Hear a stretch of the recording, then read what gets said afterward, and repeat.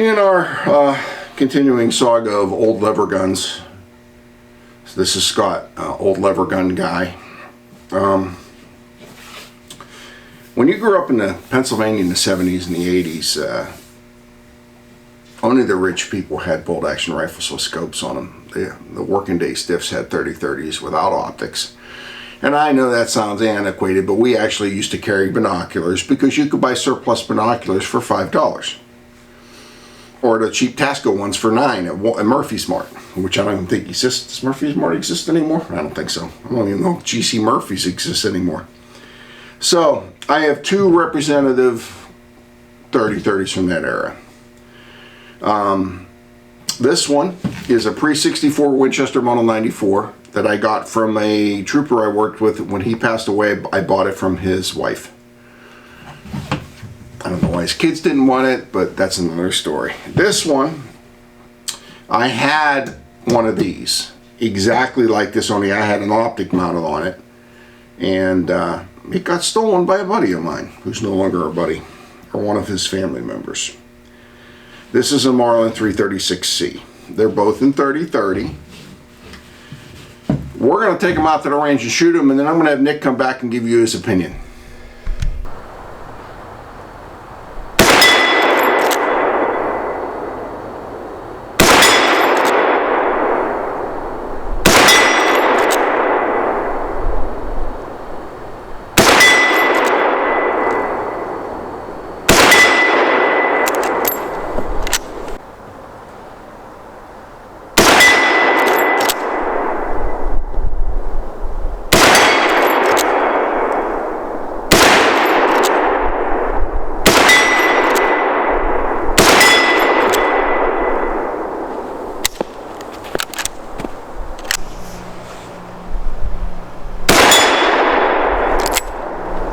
Turns out it's on.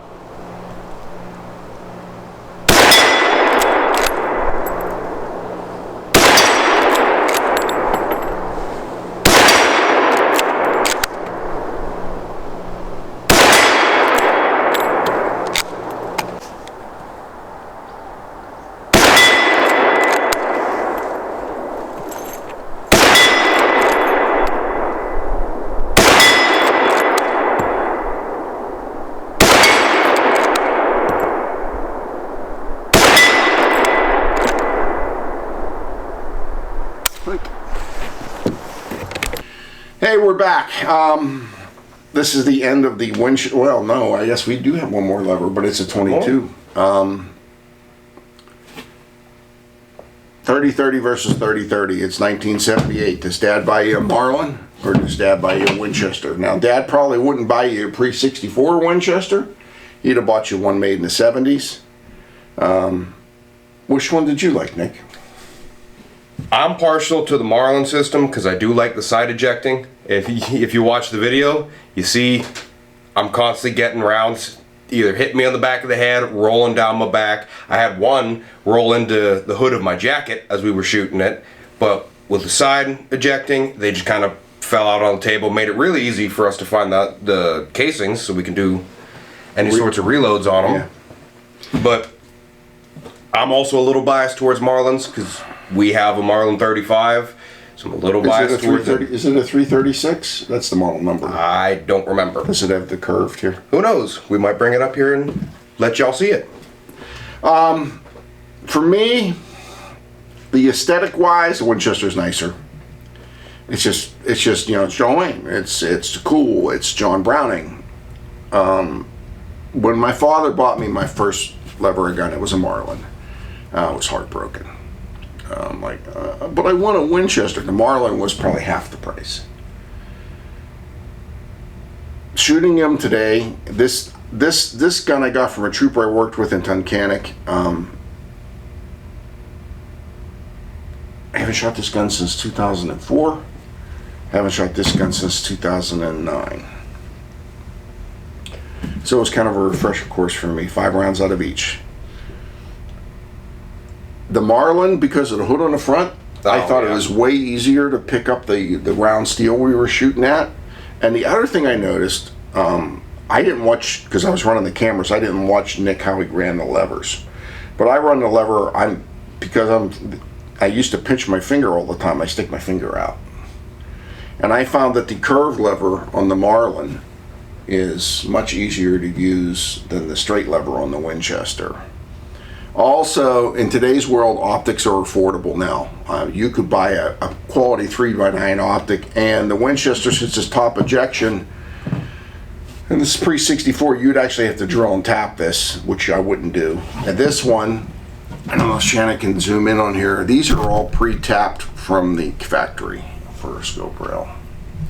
So, in reality, in today's world, Marlin's a way better gun.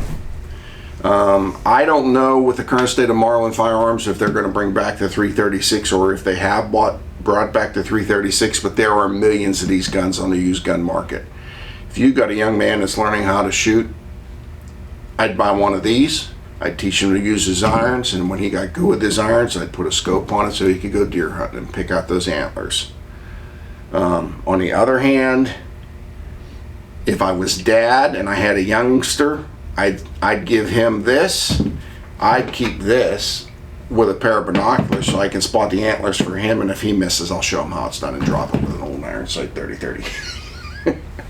But in reality, if whoever left you, if you're left one of these, they're great guns. They don't ever break. As long as you keep them oiled, they won't rust. As you can see on the stocks, they're scratched. They've been carried in the woods. This one, ironically, has what I call Winchester carry, and I didn't bring this up when we brought it up before. I'm going to ask Shannon to zoom in one more time. You'll see a lot of bluing wear right here and right here underneath. What's that from? There's no sling on this gun.